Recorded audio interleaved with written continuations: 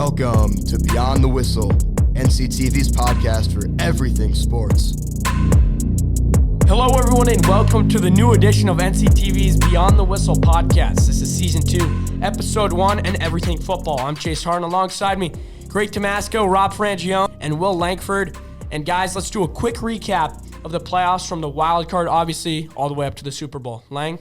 Yeah, so the first game of the wild card round that I would like to talk about is the 49ers Seahawks. You know, Brock Purdy's first career playoff start really just dominated in that game. It was 41-23, and it was never in doubt. He just took off and had an amazing game. I think that was kind of expected. I think, anybody that, had that game, it was 49ers by, I thought everybody knew the 49ers were going to take that one. Whereas you look at other NFC games, Giants-Vikings, that was a big one. I think that was split between Vikings and Giants. Obviously, Giants won. They would play the Eagles, but I think that one was kind of split. And then we look at Bucks, Cowboys, and everybody sort of the past couple of years we've talked about this have been like, Brady can't do that, Brady can't do this, and he does it. And then this year everybody's like, don't doubt Brady, and obviously that happens, and obviously he just retired, which is pretty cool. Right, I totally agree with you. If you want to talk about the AFC, yeah. Just quickly summing up just what you just said on that game, I think Tom Brady and Brock Purdy, both obviously quarterbacks with varying experience. Brock Purdy obviously had the momentum there. Tom Brady, people thought would. He obviously didn't, so I'll let you guys recap the rest of this playoff.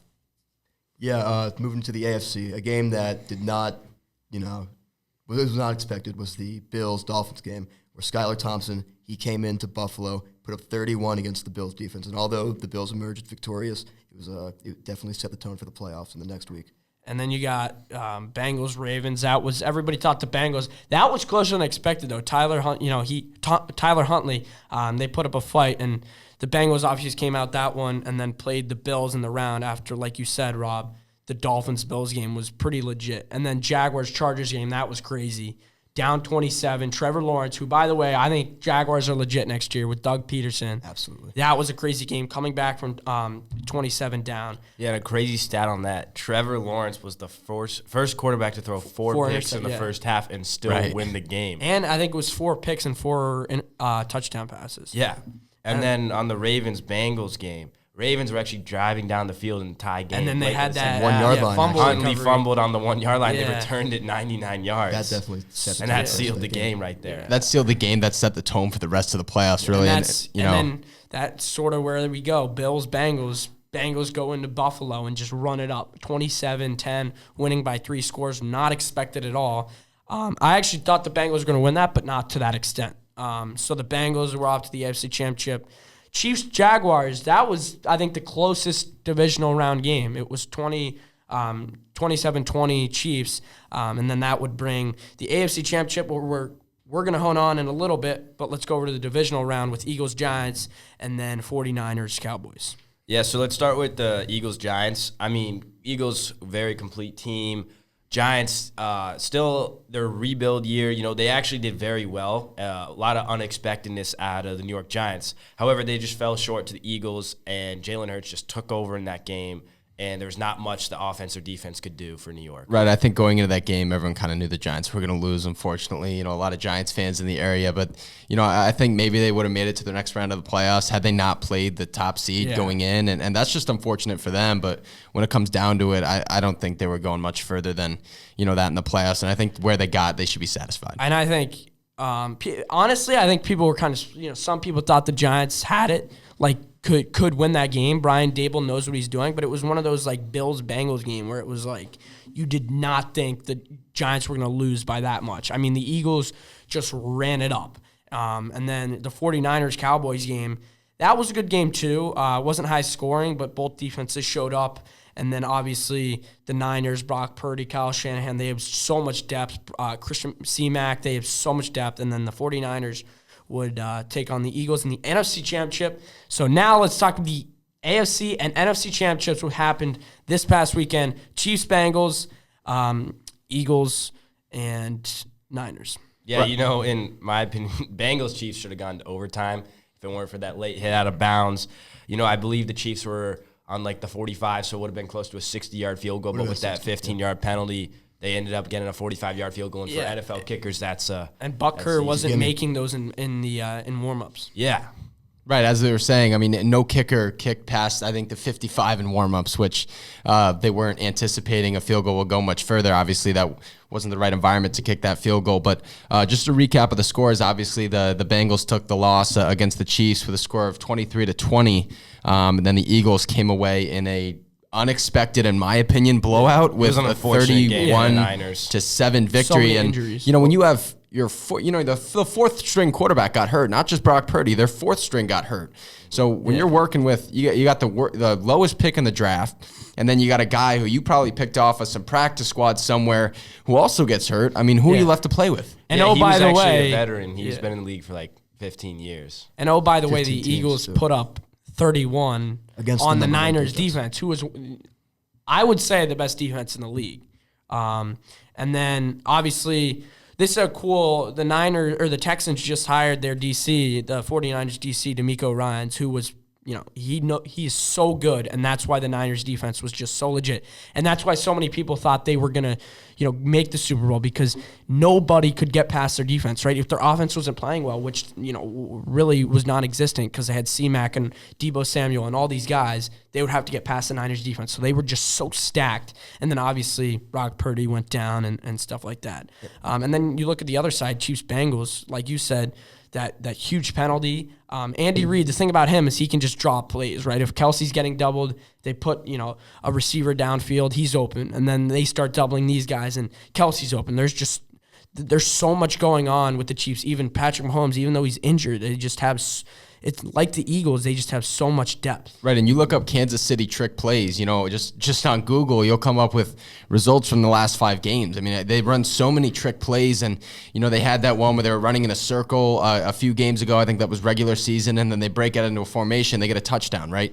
Same thing happens here, except, Travis Kelce, I think he caught a curl route. Will, you might be able to tell me exactly what that route was, and then he tossed the ball to his player, it nearly went out of bounds, but say he caught the ball, that would have been another 5-10 yards in addition to what they were already at, which might have been, 7 or 8 down further than the line of scrimmage. Yeah, that route, it's actually a cool play. It's called the hook and ladder. So you run either an in or a curl or a dig, and once you catch it, you flip it to your player who's running right behind you. And if that was a nice toss, might have been another 10, 15-yard gain, like you said. It's a dangerous play because, as you saw, ball nearly got turned over. But, that's just what Andy Reid does. He's just a wizard with all these play calls. And one thing I really liked that he did was Travis Kelce was getting doubled earlier in the game when he was in the slot and lining up as tight end. And he moved him out wide, forcing smaller corners to guard him. And that brought the safeties over the top for help. And then other receivers like Smith-Schuster and Marquez Valdez-Scantling wide open down the middle of the field. And he's just really great with all those calls, allowing his whole entire team to be successful. Yeah, Will, like you said, the Chiefs, they've got so many tricks up their sleeve, and that's why they cannot be counted out against the star Eagles defense. I mean, that hook and ladder, they just look like they're having fun out there.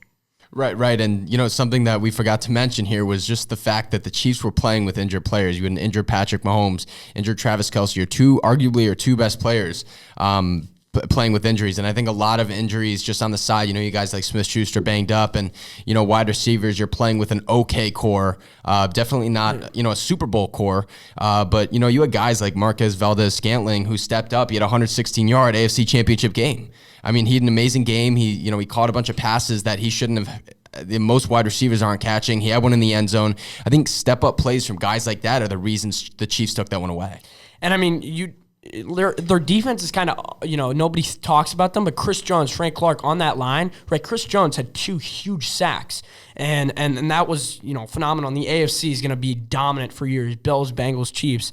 And we can kind of hone in on seasons like that, busted and exceeded expectations. And, you look at the NFC Championship, the Eagles, right? Everybody thought they were going to be good, but not this good, right? Nobody thought Nick Sirianni and Jalen Hurts were going to, be this dominant this year. And let's start with these busted seasons. You talked about Chargers, Raiders, Titans, Broncos, Packers. I mean, there's so many teams. Let's start with the Chargers. I mean, Brandon Staley, I don't really think he's the guy. I think Justin Herbert is legit. I think the Chargers are legit. I just think even though they made the playoffs, I think they have another level that they can just get to. And I think Brandon Staley's the one that's holding them back. Did you see they just hired Kellen Moore, the former Cowboys offensive coordinator, as their new offensive coordinator? New OC. So I think that he can take this Chargers offense to new heights without throwing checkdowns to Austin Eckler every play. He can actually let Herbert develop now. Yeah, and in the wild card round, unfortunately, Mike Williams suffered an injury, and that allowed Keenan Allen to be doubled on almost every play. And at that point, you just got to go to Eckler or hope that your star can make a play. And with that injury, they really struggled in the second half on offense. And I agree with you, Chase. I think they have another level that they can reach. And Justin Herbert is an excellent quarterback. He just needs time to grow, and he's in a very, very competitive conference. So he's going to need to take that next step and develop as a player. And then let's move on to the Raiders, right? Derek Carr, obviously Fresno State, Devontae Adams comes in. Everybody thought they were going to be, a playoff team this year. And guess what happens? They don't make the playoffs, right?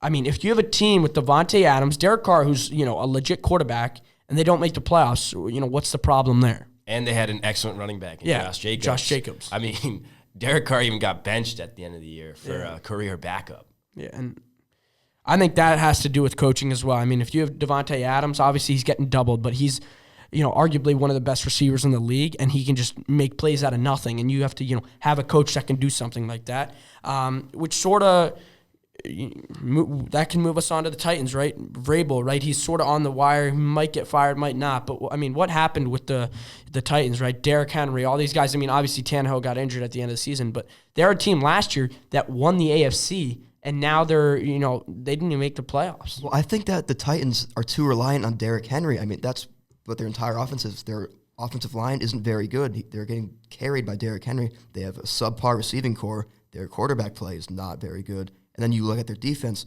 they're not bad, but Derrick Henry's their entire team. It's the entire face of the franchise. And they became way more reliant on him after A.J. Brown went to the Eagles. Exactly. And at that, now as defenses, they can load the box, key on Derrick Henry. And although he is probably unstoppable in the open field, when he's in the box, he's not getting through 3-4 D linemen and middle linebackers filling those gaps. Right, and let me touch on the Packers real quickly. An interesting statistic here. Going into Wild Card Weekend, the bus score rating is actually a rating of how injured your team is. So a higher score means your team's less injured. The Packers, going into the end of their season, were actually the least injured team in the NFL. And just a little point on that and why that's relevant is, they kind of picked it up at the end of the season. They kind of turned things around, but the Packers just suck with no better choice of words. And, you have the least injuries in the NFL. You have a bunch of superstar players. You have a quarterback that's kind of running out now. And I feel like the Packers are worn out, and year after year, they're just a bust. And,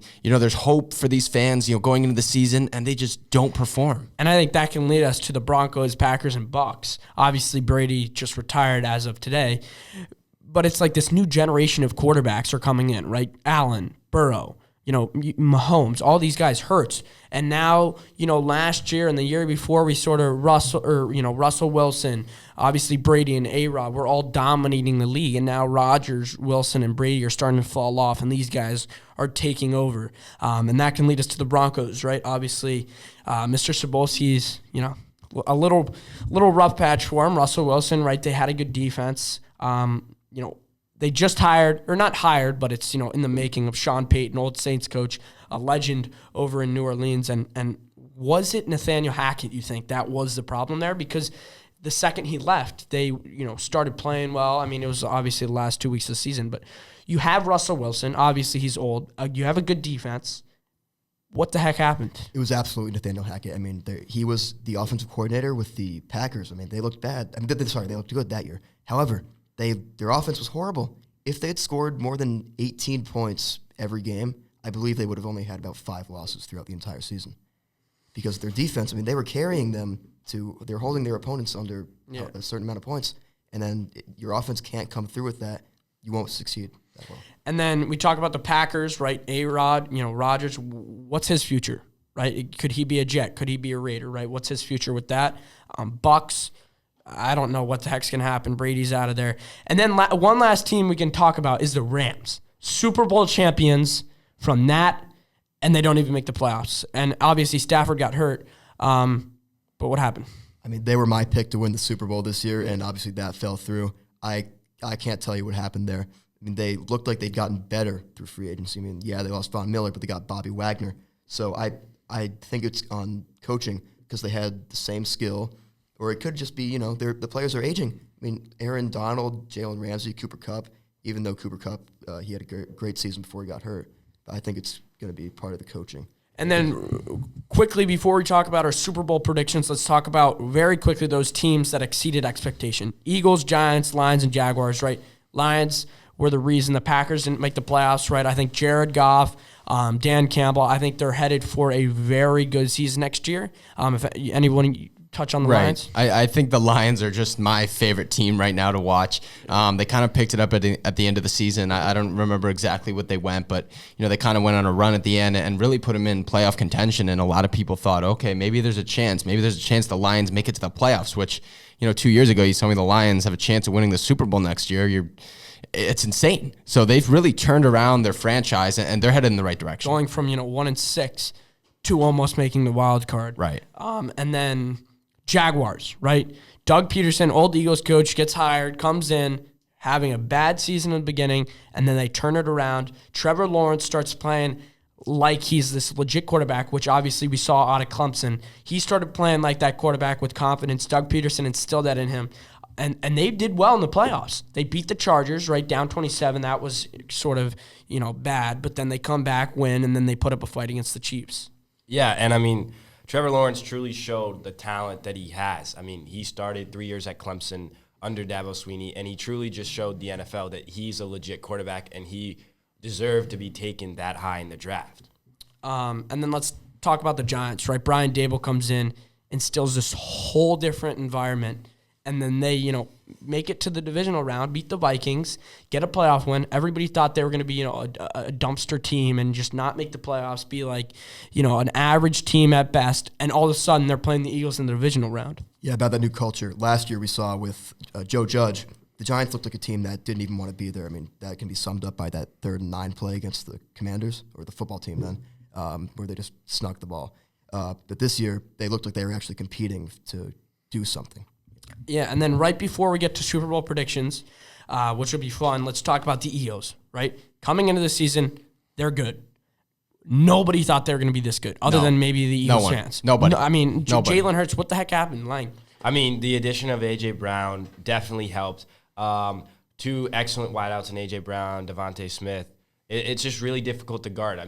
Former Heisman winner, it's just unreal talent that he has. And Jalen Hurts can be on the ground, he can be in the air, and then their defense as well. Lockdown corners, great defensive line, and coaching as well. Just all the pieces came together. They were in the Super Bowl a couple years ago, obviously completely different team, but the Eagles and the Philly culture is just something that can't be compared to anything else. And it truly all came together this year, and all the pieces began falling in place. And as you can see, it just showed this year with the record and how successful they've been in the playoffs.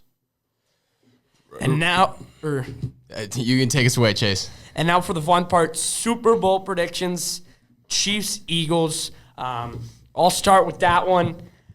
And this was a tough one, right? I was sort of going back and forth. I had, the Chiefs, right? Andy Reid has the ability to just draw plays where Mahomes, best quarterback in the league, even though he's, got a high ankle sprain, he can just make plays out of nothing. Andy Reid, Travis Kelce, he's wide open. Bang, he gets doubled. They have receivers that can get open. There's just so much talent on that team.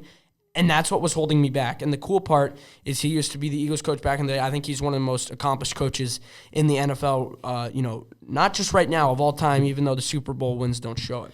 And then on the other side, I'm taking the Eagles, baby. I think Hurts is just too good. I think they have the best offensive line in the league, which is obvious, right? Jason Kelce leads them. They've got receivers. They have a good running back. They have a good defense. Every part of their game is good. And, you can't doubt out Mahomes and the Chiefs, but I'm taking the Eagles. No, Chase, I'm gonna disagree with you on that one. No bias here coming from a Chiefs fan, but I think the Chiefs have got this game, and, I think it's going to be by a score of 14 points here. My final score prediction, thought about it last night. I'm going 14-10 here. It's aggressive. But let me tell you why. I think Patrick Mahomes is going to have his, if you want to call it a flu game, and he's playing with a little bit of a high ankle sprain, and I think he's just going to ball out and do what he knows how to do. I think he's going to play with creativity. I think this Super Bowl is going to be a fun one to watch. I think it's going to be an exciting game. There's going to be a ton of big plays. I don't think it's going to be a bust like the college football playoff, obviously, and not with that much of a spread. But in sense of like, I think this is going to be a very good game, and I think the Chiefs are going to be a really fun team to watch. They got Kelsey. They got a ton of guys. That O-line's really impressive. I like Andrew Wiley at that right tackle position. I think the Chiefs are going to be great. Their defense is very strong, and that's why I chose the Chiefs. You could argue that Andy Reid will pull any play out of any part of his body. However, let me take you back to 2013. The Broncos and Seahawks were meeting in the Super Bowl. Peyton Manning was having an MVP season. I think he just won the award, actually. In Seattle, they had the Legion of Boom, best defense in the league at that point. They won 43-8, completely blowing the Broncos out of the water. And let me give you another stat. No team led by the regular season passing yards leader has ever won the Super Bowl. Patrick Mahomes obviously has 5,300, however many yards this season. So I don't see how they are going to come away against this Eagles defense, who should be able to lock down all the weapons that Mahomes can use. Like MVS, he's been having a great season or great playoff performance. And also, they've got the best running core in the league: Jalen Hurts, Miles Sanders, Kenneth Gainwell, Boston Scott. So with that being said, my final score prediction: Eagles win 31-27 in a great game. Fly, Eagles, fly. No, not going to happen. Will? Yeah, so just a cool stat to start. Andy Reid, as the Eagles head coach, got his first win in the Cardinals Stadium, and that is where he will be playing the Eagles. As the Chiefs head coach. Wow. And so if he can win this Super Bowl, that'll be just a very cool way to, kind of maybe complete his career. I know he's pretty young for head coaches these days, but, that would just be a cool thing for him to get. But overall, I just see this being a great matchup. Both these teams have weapons, but as we saw against the Buccaneers when the Chiefs played the Bucs in the Super Bowl, they really struggled against a great secondary. Even with Tyreek Hill, they couldn't really penetrate over the top, and they couldn't really get anything going. And the Eagles, they have a good secondary. They got a good D-line. So especially with Patrick Mahomes' injury, it's going to be really tough for the Chiefs to come out with this one. However, Andy Reid's an excellent coach, and, he could pull anything out of the bag, but I think it's just going to be really tough to stop Jalen Hurts, A.J. Brown, Devonta Smith, and I'm going to go with the Eagles on this one. Agree with my fellow companions, Bobo and Chase right here. Gray, the Chiefs aren't winning the Super Bowl. And I have to back Lang on that. At 14-10, what type of score prediction is that? Oh, my God. Please make it seem interesting, man. I think the score You don't watch football. You have two of the most, high-scoring offense in the league, and 14-10, what is that? I think the Eagles get up early. I believe I said 24-10. You said 14-10. You said 14-10. You said 14-10. I meant 24-10. And the college football playoff was one of the sense. most exciting it's been in years. The semifinals were amazing. Right, 65-7. Great game to watch. Well, Harden. the chip. The national chip. I Not disagree the- with Lang. The not the national chip. chip. No. No, I'm talking about But the semifinals. Yeah. The semis were the Agreed. greatest they've ever been. And then I think, honestly, my score prediction, I think Eagles get up early, right? If the Chiefs get up early, I don't think anybody can really stop them then. But I think Eagles get up early, Chiefs come back, but then the Eagles hold out, win it. I think everybody's sort of down at them. Even like during the season when they were undefeated, they were the only undefeated team left. Everybody was like, a team's got to beat them. And then teams start beating them, and they're like, what the heck? At the end of the season, they finished with 3 losses, and they were undefeated going into, I don't know, week 12 maybe. And then, Nick Sirianni, he's proved that he's brought this culture, and he's got that, I guess you could say, dog in him to lead this Eagles team to a Super Bowl dub. Any closing words before we close this Super Bowl predictions and podcast out with Gray, the only one choosing the Chiefs? Right, so you're all gonna laugh. Obviously my score prediction, I thought I said 24-10. That's honestly what I had down. But you guys are gonna come back to me, and whoever wins their box pool with 24-10, you're gonna be making a lot of money off my prediction. So get excited here. But you all owe me what? Let's say $50 if the score's right. Does that sound good? It's going to be pretty hard to have that score right, Gray. Yeah. Especially since Chiefs don't have a top 10 running back in the league. Their O-line is You don't need good. a top 10 running back when you have But a coach who calls great plays. They don't have a top 5 receiving core. They don't have a Super Bowl winning receiving core. And really, they just have to rely on Patrick Mahomes and Travis Kelce. And when you rely on one player, the Eagles, they're a good enough defense. They're well coached, and they can shut Travis Kelce down. And the Chiefs defense, has its holes. and it's going to be really tough to stop all the weapons the Eagles have. I mean, Listen, wait, real quick. Chiefs defense might not be the best. The wide receivers might not be the best, but we got Patrick Mahomes, and that's all you need. Injured Patrick Mahomes. Sit Eagles here are and too tell me the overpowered. Eagles are only going to put up 10 points? I mean, That The is Eagles the have worst way score too prediction many. I've ever You seen. They had have too much way water, too many yeah. weapons to only put up 10. I Great. don't see how you can Great, they stand put by up that. 31 against the best defense in the league. Exactly. Then they put up No reason they 38 can't do it against the again. Giants. I don't know what went through your mind to say they're going to put up 10. I don't Keep disagree talking, they're with putting you, up right? 10. The Andy Reid, he's legit, and that's the only thing that was holding me back. But I just think that the Eagles are too good to only put up 10. Yeah, you put Andy Reid as the Eagles head coach, and this game is not even close.